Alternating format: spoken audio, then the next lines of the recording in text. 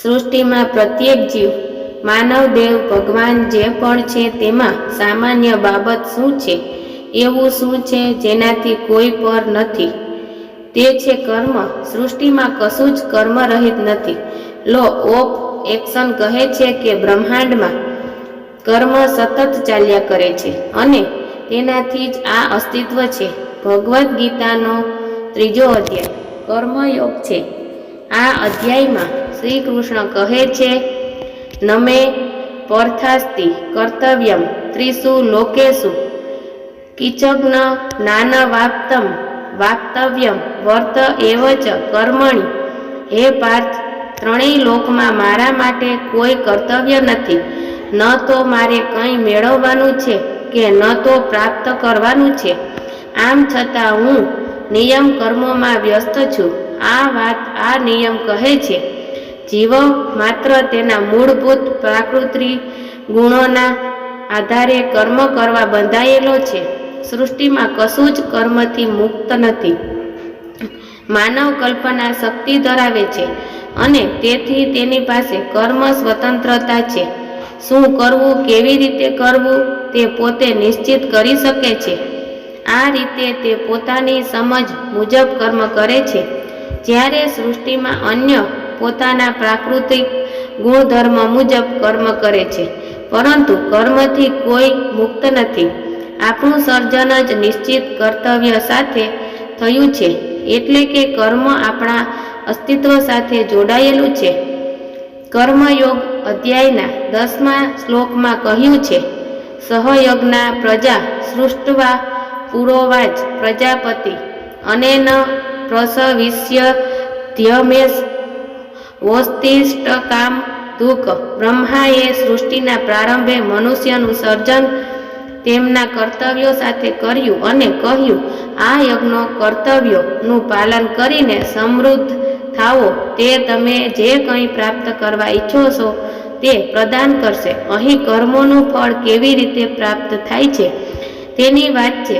કર્મોના વિવિધ પ્રકાર છે અને ફળ પણ તે તમામની અસરથી પ્રાપ્ત થતું હોય છે. એક સરળ ઉદાહરણ જોઈએ તો કોઈ એક પુસ્તક વાંચવાની ઈચ્છા છે અને સતત તેના વિચાર તેના માટે વાઇબ્રેશન ઊભા કરે છે. આ વાઇબ્રેશન બુક સ્ટોર સુધી, લાઇબ્રેરી સુધી લઈ જવા પ્રેરશે. કોઈ મિત્ર જોડે પણ આ પુસ્તક વિશે વાત કરવાની ઈચ્છા ઊભી કરશે. તમારું આ કર્મ આખરે તમને આ પુસ્તક સુધી પહોંચાડશે. લાઇબ્રેરી, બુક સ્ટોર, બુક ફેરમાં આ પુસ્તક શોધવાના તમારા પ્રયત્નો ખોટા ન હતા, પરંતુ તમારા અને પુસ્તક વચ્ચેના રસ્તા હતા અને આખરે એક પછી એક કડી જોડાતી ગઈ અને છેવટે પુસ્તક પ્રાપ્ત થયું.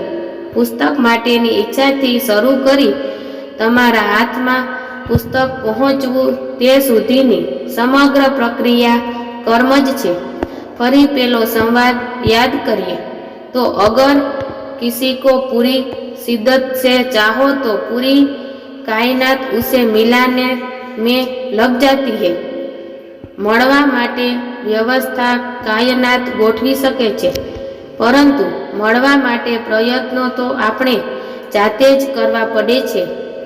વિજ્ઞાન કહે છે, કોઈ પણ ઘટના પહેલા આદિ ભૌતિક વિશ્વમાં ઘટે છે, પછી તેનું ભૌતિક જગતમાં અવતરણ થાય છે અને આ અવતરણ કર્મ એક્શન દ્વારા થાય છે. કોઈને કોઈ સ્વરૂપે ચૈતન્ય જ્યાં પણ છે ત્યાં આ નિયમ લાગુ પડે છે.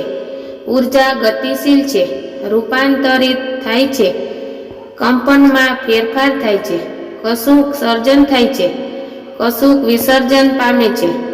આ બધું કર્મ જ છે ને. વિચારો, કોષ તેની સતત ચાલતી પ્રક્રિયા કરવાનું છોડી દેતો, પરમાણુઓ તેની નિશ્ચિત ગતિ છોડી સ્થિર થઈ જાય તો, વૃક્ષ છોડ ઉગવાની, વૃદ્ધિ પામવાની, ફળ ફૂલ આપવાની પ્રક્રિયા ન કરે તો આ વિચાર પણ નથી કરી શકતા, કારણ કે સમગ્ર બ્રહ્માંડમાં બધું જ નિયત કર્મને આધીન છે. આખરે તો બ્રહ્માંડ જ સંકલ્પ અને તે મુજબ કર્મથી રચાયું છે. કર્મ તે પ્રાકૃતિક કર્મ છે. કર્મ વિના જીવન શક્ય નથી. ફિલ્મ શોર ના ગીતમાં કહેવાયું છે તેમ જીવન ચલને કા નામ ચલતે રહો.